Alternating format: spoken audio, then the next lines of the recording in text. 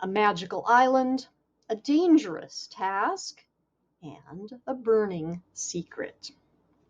Linus Baker is a by-the-book caseworker in the department in charge of magical youth. At 40, he lives in a tiny house with a devious cat and his old records for company. But his quiet life is about to change. Linus is summoned by extremely upper management and given a curious and highly classified assignment.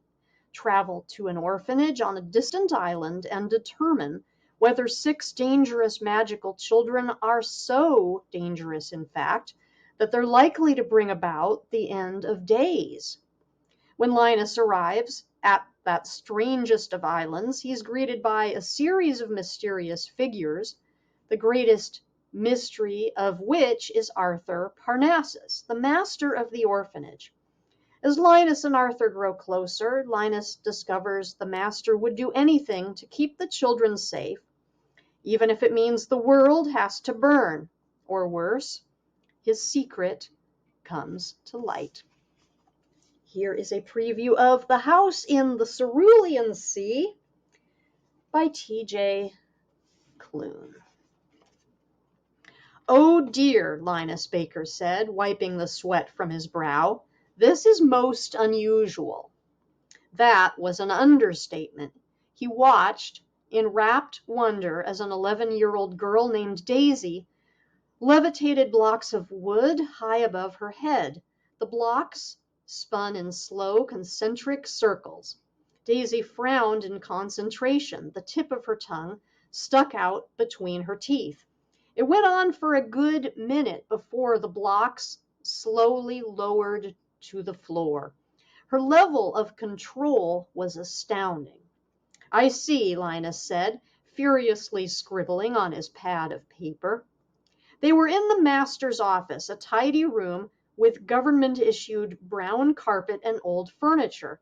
The walls were lined with terrible paintings of lemurs in various poses. The master had showed them off proudly, telling Linus painting was her passion, and that if she hadn't become the master of this specific orphanage, she'd be traveling with a circus as a lemur trainer, or even have opened up a gallery to share her artwork with the world.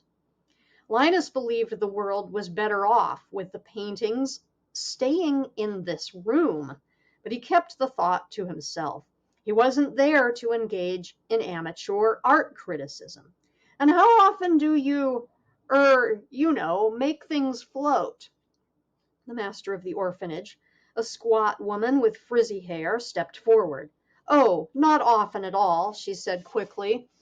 She wrung her hands, eyes darting back and forth. "Maybe. Perhaps once or twice a year?" Linus coughed. "A month," the woman amended. "Silly me, I don't know why I said a year. Slip of the tongue. Yes, once or twice a month. You know how it is. The older the children get, the more they do things." "Is that right?" Linus asked Daisy.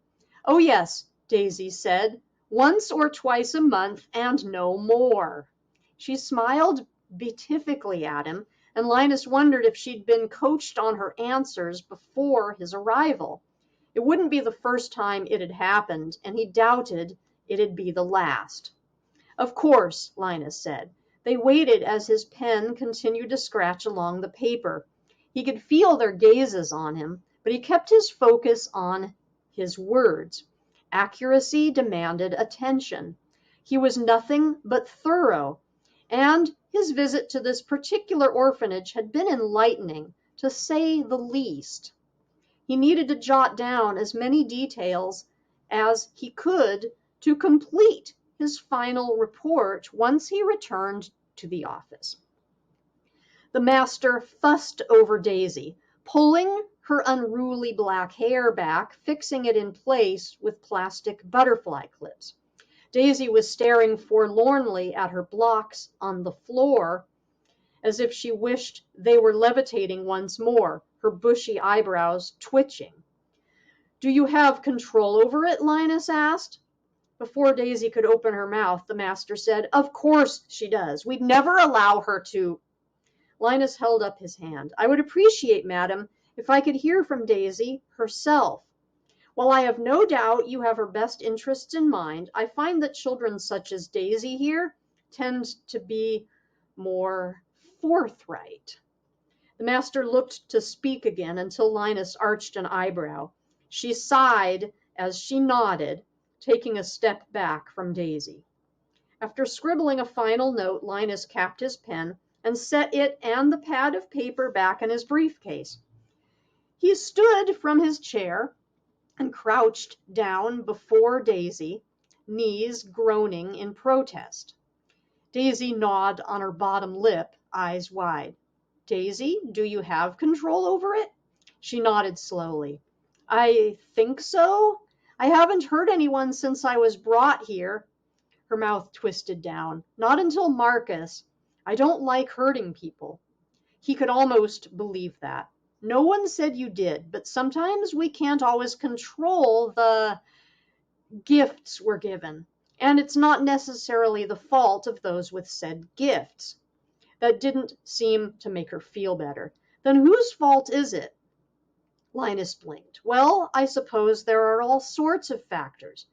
Modern research suggests extreme emotional states can trigger instances such as yours.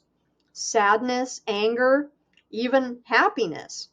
Perhaps you were so happy you accidentally threw a chair at your friend Marcus. It was the reason he'd been sent here in the first place. Marcus had been seen in hospital in order to have his tail looked after. It had been bent at an odd angle, and the hospital had reported it directly to the department in charge of magical youth, as they were required to do. The report triggered an investigation, which was why Linus had been assigned to this particular orphanage. "Yes," Daisy said, "that's exactly it. Marcus made me so happy when he stole my colored pencils that I accidentally threw a chair at him." "I see," Linus said. Did you apologize?" She looked down at her blocks again, shuffling her feet. "Yes, and he said he wasn't mad. He even sharpened my pencils for me before he gave them back. He's better at it than I am." "What a thoughtful thing to do," Linus said. He thought about reaching out and patting her on the shoulder, but it wasn't proper. "And I know you didn't mean him any harm, not really. Perhaps in the future we will stop and think before we let our emotions get the better of us. How does that sound?" She nodded furiously.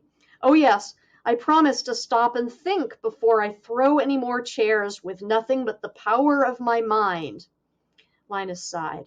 "I don't think that's quite what A bell rang from somewhere deep in the old house. "Biscuits!" Daisy breathed before running toward the door. "Only one," the master called after her. "You don't want to spoil your supper." "I won't," Daisy shouted back before slamming the door behind her. Linus could hear the little pitter-patter of her footsteps as she raced down the hall toward the kitchen. "She will," the master muttered, slumping down in her chair behind her desk. "She always does." "I believe she's earned it," Linus said. She rubbed a hand over her face before eyeing him warily. "Well, that's it then. You've interviewed all the children. You've inspected the house. You've seen that Marcus is doing well, and while there was the incident with the chair, Daisy obviously means no harm."